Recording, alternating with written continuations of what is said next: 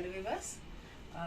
Today पहले thank you for your support. और सबसे पहले आज मैं आपकी डिमांड पे ही आपके लिए वीडियो बना रही हूँ, और दैट इज पृथ्वीराज, है ना, third, Prithviraj third, who is known as the founder of Chauhan dynasty, और जिनको हम पृथ्वीराज चौहान के नाम से भी जानते हैं या फिर राय पिथौरा के नाम से भी जानते हैं। In history he is known as a very great and powerful ruler. ये माना जाता है कि अगर वो होते तो शायद जो है ब्रिटिश का राज, जो हम इतने साल तक गुलामी में बन के रहे, ये पॉसिबल ना हो पाता, because he was very strong और he was very capable ruler. तो पृथ्वीराज चौहान एक पावरफुल रूलर थे, जो 17 टाइम मोहम्मद गौरी को हराते हैं और 18 टाइम में वो खुद ही हार जाते हैं। और मुस्लिम के बाद तब मुगल डायनेस्टी की स्थापना हो जाती है, मुगल एम्परर आ जाता है, और मुगल के बाद आ जाता है ब्रिटिश। तो ये माना जाता है कि अगर पृथ्वीराज चौहान को जो है ये गौरी ना हराए होते तो शायद ये हमारा देश जो है इतने दिनों तक जो ब्रिटिशर्स के गुलाम बन के रहा, वो चीज ना होता। Let us study about the more about that biography या लाइफ ऑफ चौहान। इनका जन्म 1149 में कहाँ हुआ था? गुजरात। और ये he was the king of Ajmer. इनके पिता किंग अजमेर कहाँ है? इन राजस्थान।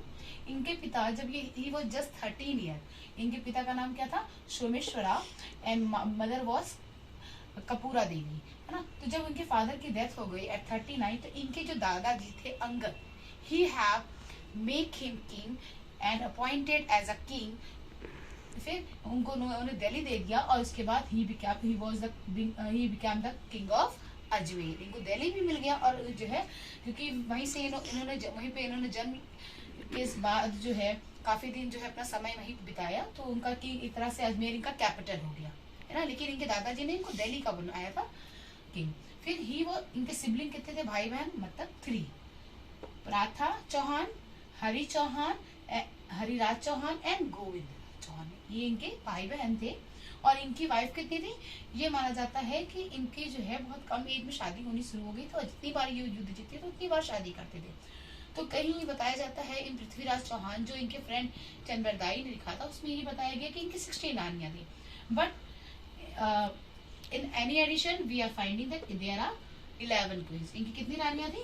11 रानियां थी, जिसमें से सबसे पहली जो है अजब देव पवार थी। और बस इतिहास में जो है संयोगिता का नाम बहुत ही फेमस है। वो संयोगिता वाइफ या क्वीन ऑफ पृथ्वीराज चौहान। और ये जो संयोगिता थी, कौन थी? ये राजा जयचंद की डॉटर थी। इनके बारे में भी ये कहा जाता है कि जब पृथ्वीराज चौहान ने संयोगिता से जो शादी करने के लिए जो प्रस्ताव भेजा राजा जयचंद को, तो राजा जयचंद को ये चीज पसंद नहीं आया। तो उन्होंने कहा कि हम संयोगिता की जो है स्वयंवर करा देते हैं और एक कैपेबल राजा के साथ उसकी शादी कर देते हैं। लेकिन संयोगिता ने क्या किया? She was just in love with Chauhan. वो चौहान को बहुत चाहती थी, और उसने स्वयंवर में जितने भी राजकुमार आए थे सबको रिजेक्ट कर दिया, और वो पृथ्वीराज चौहान के साथ उनके ही घोड़े पे बैठ के भाग गई। उसके बाद दिल्ली में इन्होंने शादी कर लिया। पृथ्वीराज चौहान के जो टेरिटरी था उसमें 6 लैंग्वेजेस बहुत कॉमन थी, but he also learn other language. तो उनको टोटल 16 लैंग्वेजेस आती थी, जिसमें मगधी, संस्कृत, तेलुगु, ये सारी। और he was also expert in music, art and archery. Archery मतलब उनको युद्ध कौशल की जितने वेपन्स होते हैं वो सब अच्छी तरह से उनको आता था। उनको म्यूजिक में भी बहुत लगाव था, उनको आर्ट में भी बहुत लगाव था वो खुद। और ये भी कहा जाता है कि जो आयरन स्मिथ होते हैं, लोहार वगैरह है, ये उनके यहाँ भी हमेशा जाया करते थे देखने के लिए कि कौन सा जो वेपन्स में क्या पावर है और कैसे वो इतनी स्ट्रॉन्गेस्ट को बियर कर लेता है। फिर ही वॉज नोन एज रियोट्रॉनिकल एरो, मतलब उनको जो है शब्द भेदी बाण, मतलब आप कहीं से भी थोड़ी सी आवाज आ जाए तो उस बेसिस पे ये जो है पता कर लेते थे कि किस जगह पे दुश्मन हमारा बैठा है या किस जगह से आवाज आ रही है। तो ये ठीक उसी शब्द के बेसिस पे एरो को तब एक्यूरेट जगह पे चला लेते थे। मतलब रिटोरिकल मतलब क्या होगा? शब्द भेदी बाण चलाने वाले, शब्द के बेसिस पे ये एक बाण चलाने वाले किंग थे ना। ही वॉज एक बार ये कहते हैं कि जब ये 13 to 14 ईयर थे तो इन्होंने अपनी ब्रेवरी को कैसे प्रूव किया? जब एक बार लॉयन इनके सामने आ गया और बिना किसी जो है जो वेपन्स के है ना, बिना किसी एरो के वेपन्स के इन्होंने उसको मार दिया। तो उसके बेसिस पे ही इनके दादा अंगद ने इनको दिल्ली का सल्तनत भी, दिल्ली का जो राजगद्दी को संभाल दिया, दे दिया। उसके बाद इनके जो 13 ईयर में इन्होंने एक राजा भीमदेव उनको भी हराया था। और इनका जो बचपन का फ्रेंड था, चाइल्डहुड फ्रेंड कौन था? चंद बरदाई था, जिन्होंने इनकी लाइफ के ऊपर पृथ्वीराज रासो लिखा। और इन्होंने जो है पृथ्वीराज चौहान ने मोहम्मद गौरी को 17 टाइम हराया है, बट 18वीं बार मतलब ये खुद हार गया चौहान से। और चौहान ने क्या किया, मैं इसको बताती पहले इस पॉइंट के बाद। इन्होंने एक बिग आर्मी फोर्स की स्थापना की जिसमें 300 एलिफेंट्स थे और 3 लाख सोल्जर थे, जिसमें घोड़े वाले, पैदल वाले सारे इंक्लूडेड थे।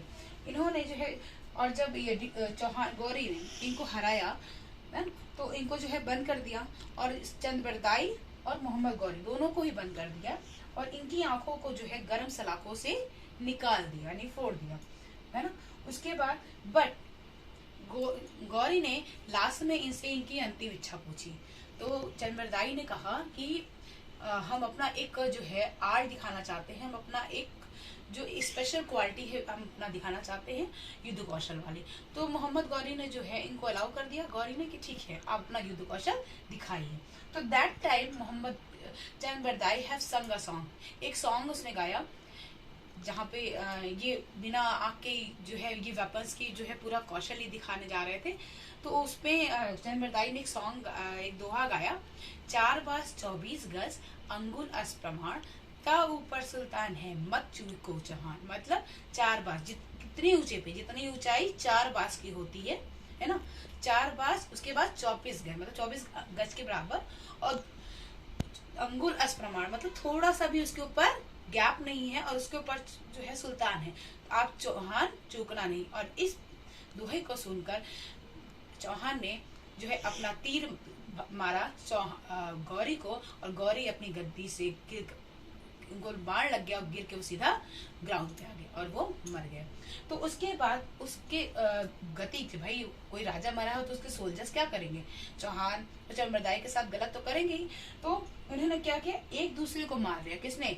चौहान ने चंद्रबरदाई को, और चंद्रबरदाई ने इनको मार दिया, और ये खत्म हो गई in Ajmer. And after that Sanyogita ने जब ये चीज सुना कि पृथ्वीराज चौहान अब नहीं रहे, तो उन्होंने क्या किया, उन्होंने खुद को भी मार लिया। इतिहास में संयोगिता का नाम बहुत ही ज्यादा हाईलाइटेड होता है, क्योंकि ये इनको ज्यादा ही चाहते थे।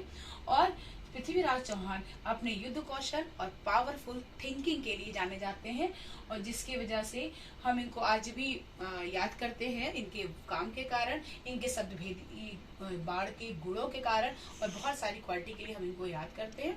तो this was a short video about the Prithviraj Chauhan. If you like my video, please like, share and subscribe it. I'm stopping my video. Thank you.